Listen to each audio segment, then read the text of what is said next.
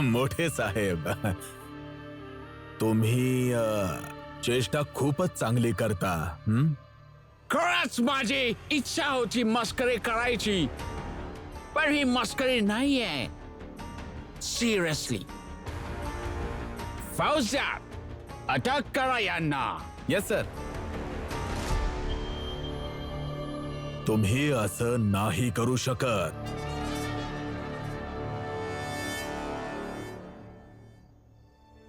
तुम्ही सगळे आपापल्या घरी जा आणि आराम करा. मागच्या काही दिवसापासून आपण लय दमलोय. जा पोरा, आराम कर.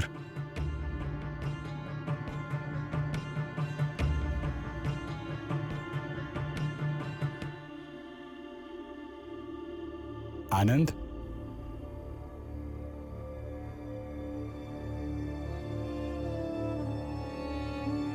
वय बाबा. तुझ्या बरोबर थोडं बोलायचं होतं. बोला ना बाबा. दवाखान्यामध्ये बोलू नाही शकलो आणि तो आता आपल्या घरी जातोय म्हणून सांगतोय. ती लक्ष्मी घरी नाहीये. म्हणजे काय की लक्ष्मी घरी नाही तर काय? म्हणजे कुठे आहे बाबा? ती ती तुझ्या या आजारपणामुळं ती नेहमी त्रासलेली असायची.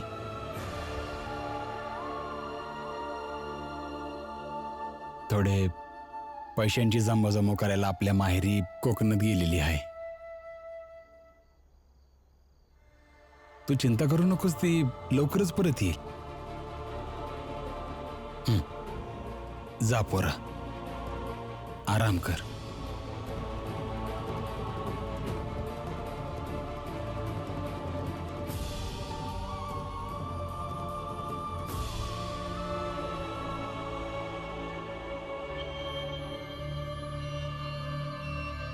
मोठे साहेब, हे बघा, आम्ही दरवेळी तुम्हाला पूर्ण मनाने साथ दिलीये. तुम्ही जे बोललात आम्ही तेच केलं. तुम्ही आम्हाला धोका देताय, हे पाप आहे. अच्छा, तर ते जे तुम्ही नरोत्तम बरोबर केलं ते काय होतं? ते पाप नव्हतं का? त्यांनी पण तर तुमची प्रत्येक गोष्ट मानली होती. तुम्ही जसं बोललात तसे केले. तुम्ही जे काही कराल ते अमृत, आणि आम्ही जर काय केलं तर विष. मी शासन वर्गाचा माणूस आहे. शासकीय कामात भावुक होऊन काम नाही चालत. जो वेळेवर योग्य निर्णय घेऊ शकतो तोच टिकू शकतो, आणि खुर्चीसाठी तर काहीही करायला तयार आहे. म्हणून तर 300-400च्या संख्यांमध्ये आल्यानंतर सुद्धा आम्ही शासन करतोय, आणि तुम्ही इतक्या संख्यांमध्ये असून देखील गुलामच राहिला. लोक खरं बोलतात की तुम्हा लोकांवर भरोसा केलाच नाही पाहिजे.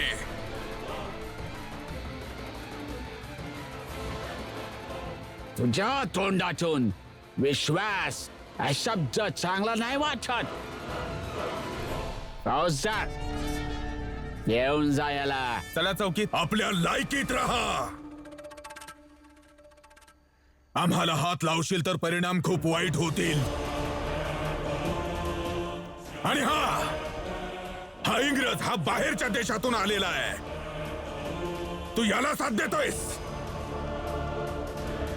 हे विसरू नकोस की आम्ही याच देशाचे आहोत, एकत्र राहतो. आम्हाला साथ दे फौजदार, आम्हाला साथ दे. वा वा प्रचंड देवजी, वा.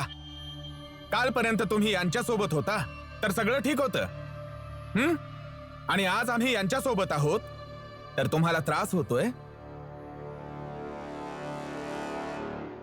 मला जे करायला सांगण्यात आलंय मी तेच करणार. घेऊन चला यांना चौकीत. सोडा. अरे सोड. सोड. पळून गेले, दोघेही पळून गेले. घेऊन चला यांना. हे थांबा. यांना आज नाही, याला उद्या सकाळी घेऊन जाऊया.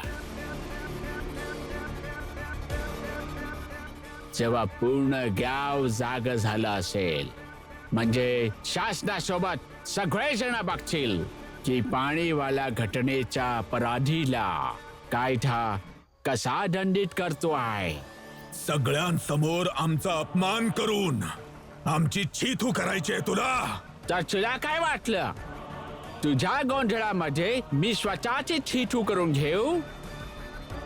फौजदार, यांना रात्रभर इथेच राहू दे.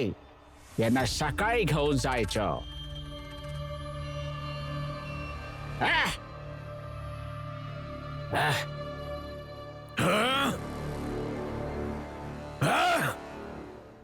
आज मला हे समजलंय की शिक्षणासोबतही स्वास्थ्यही गरजेचं आहे. प्रत्येकाला स्वस्थ राहणं गरजेचं आहे, मग तो श्रीमंत असो किंवा गरीब असो, आणि तो कोणत्याही जातीचा असो. जे पण तलावातलं पाणी प्यायल्याने आजारी पडले, त्यांच्या उपचारासाठी आम्ही सगळ्यांनी जो संघर्ष केला आहे, त्यांनी जे काही सहन केलं, त्या संघर्षातून गेल्यानंतर असं वाटत आहे की आमच्या येणाऱ्या पिढ्यांना ह्या सगळ्यातून जायला लागणार नाही. स्वस्थ राहिले तरच स्वतःसाठी आणि स्वतःच्या लोकांसाठी लढू शकतील.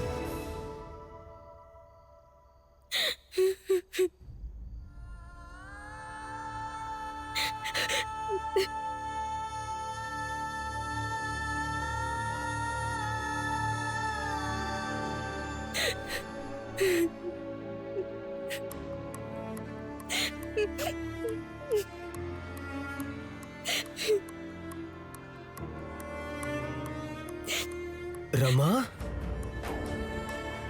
काय झालंय तुला? का रडतीयस? नाही, काही नाही. अगं, असं कसं काही नाही?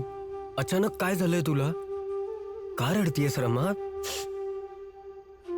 आज आपल्या चाळीतली लोक तर वाचली, पण याच्या अगोदर किती लोक मेली असतील. म्हणजे त्या लोकांनी उपचारासाठी विनवणी केली असेल.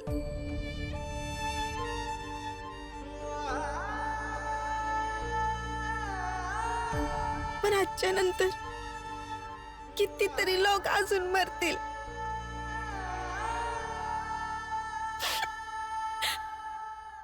कधीपर्यंत आपली जाती सहन करणार?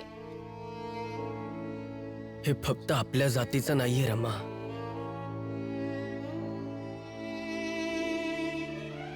तर जो जो या जगामध्ये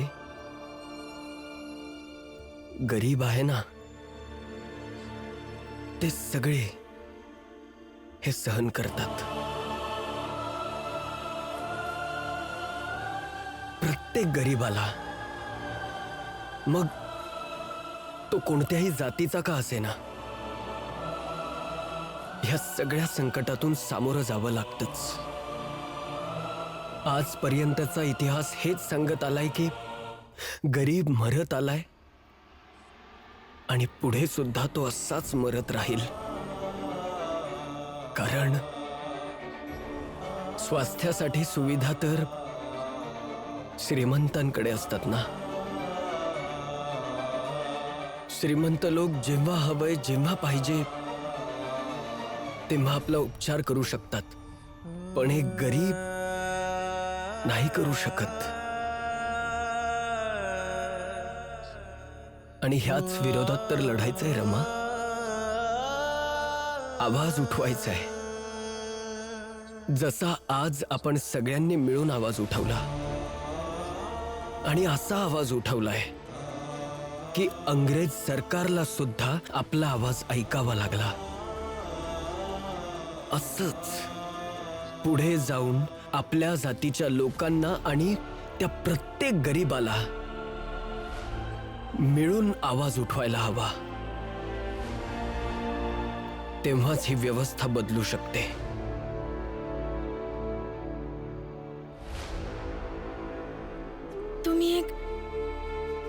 वचन द्या मला.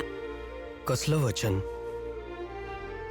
तुम्ही नेहमी शिक्षणाची गोष्ट करताना नेहमी म्हणता की मी जोपर्यंत जगेन तोपर्यंत शिक्षणासाठी लढेन.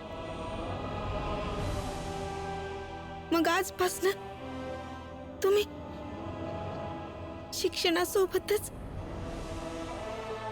आरोग्यासाठी पण लढा. वचन द्या.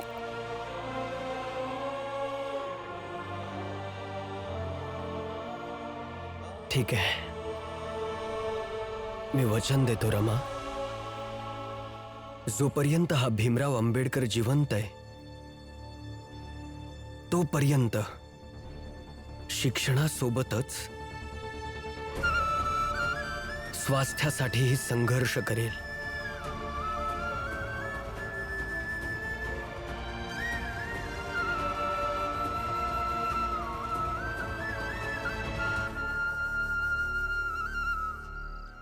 भीमचा रमासोबत विवाह करण्याचा माझा निर्णय अगदी योग्य होता. व्यक्तीला सतत पुढे जाण्याकरता नवीन नवीन लक्ष्याचा निर्धार करत राहणं खूप गरजेचं असतंय. आणि लक्ष्याचा निर्धार करतेवेळी जर कोणी सोबती असेल तर तो व्यक्ती खूप दूरपर्यंत जातो. बघ भीमपोरा, तू खूप दूरपर्यंत जाशील, कारण की तुझ्या सोबत तुझी बायको रमाबाई आहे. बरोबर बोलतोयस दादा. भीम बरोबर नेहमी रमाचं नाव घेतलं जाणार आहे. जेव्हा केव्हा लोक भीमबद्दल गोष्टी करतील की आज भीम जो पण आहे त्यात त्याची बायको सुद्धा बरोबरीची हिस्सेदार आहे. बस नजर नको लागायला. नाही लागणार, कारण की तुझा भाचा आणि माझा पोरगा कर्मयोगी आहे. आणि कर्मयोगीला कधी नजर लागत नाही.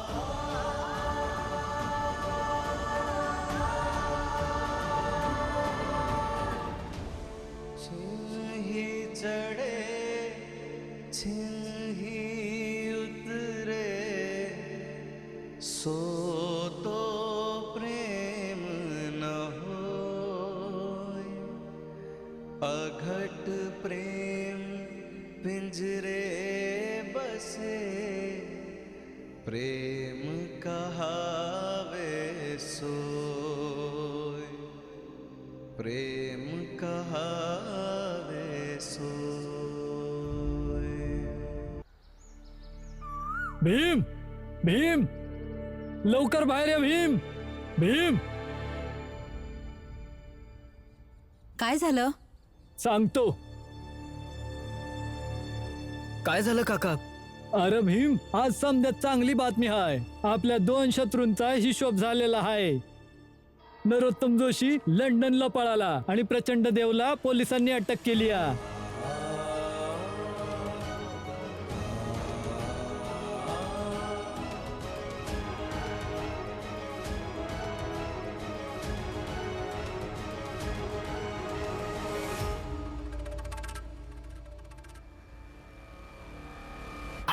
असं कसं बोलतोयस? म्हणजे काय पण? अरे खरंच बोलतोय जोखू भाऊ. प्रचंड देवला पोलीस दोरीने बांधून खेचत घेऊन जात होते. मी माझ्या डोळ्यांनी बघितलं. नंद, खोट नका बोलू.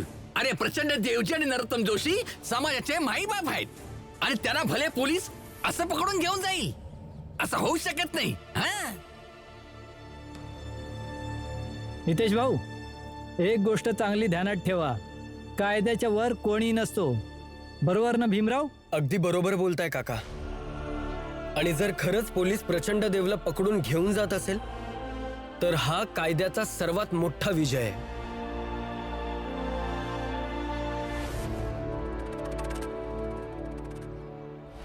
मग चला सगळ्यांनी बघूया की पोलीस प्रचंड देवला कसे खेचत घेऊन चाललेत. चला. हो हो चला.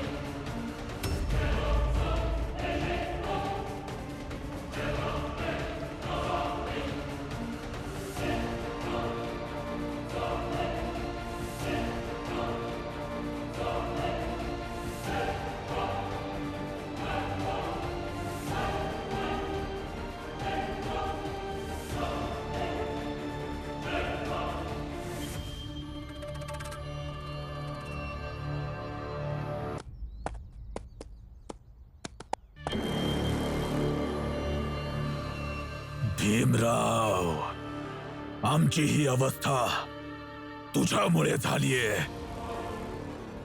जी लोक आम्हाला आदराने नमस्कार करायची तीच लोक आमची चिथू करतायत. आम्ही आमचा हा अपमान आणि बदनामी कधीच विसरणार नाही भीमराव. थांबा.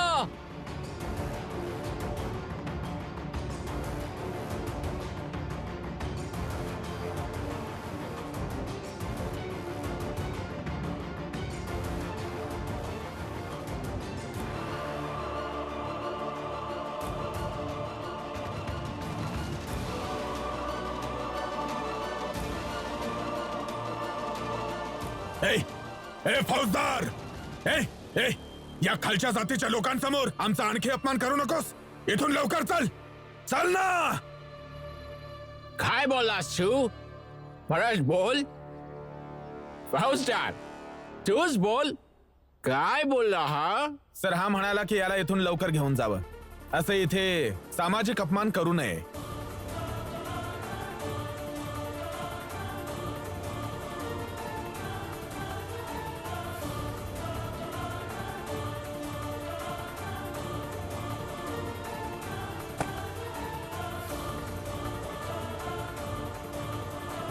अपराधी, अपराधाचा काहीही आदर नसतो.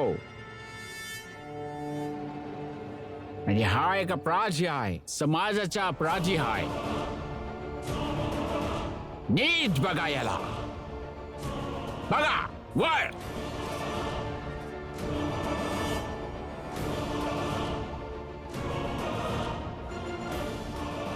बघा याला. आणि यापुढे येणाऱ्या काळात तुम्हाला कोणीही त्रास देणार नाही. मग तो छोट्या जातीचा कोणीही असो.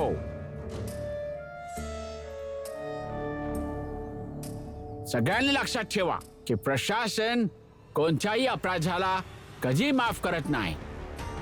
म्हणून समाजामध्ये सगळ्यांनी व्यवस्थित राहा आणि एका दुसऱ्याची मदत करा.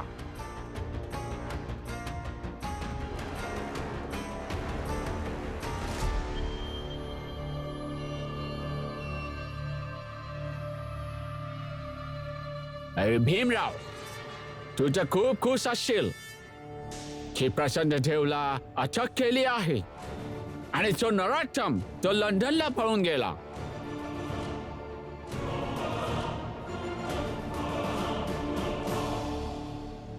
नाही डेव्हिड सर, आम्हाला अजूनही पूर्ण न्याय मिळाला नाही.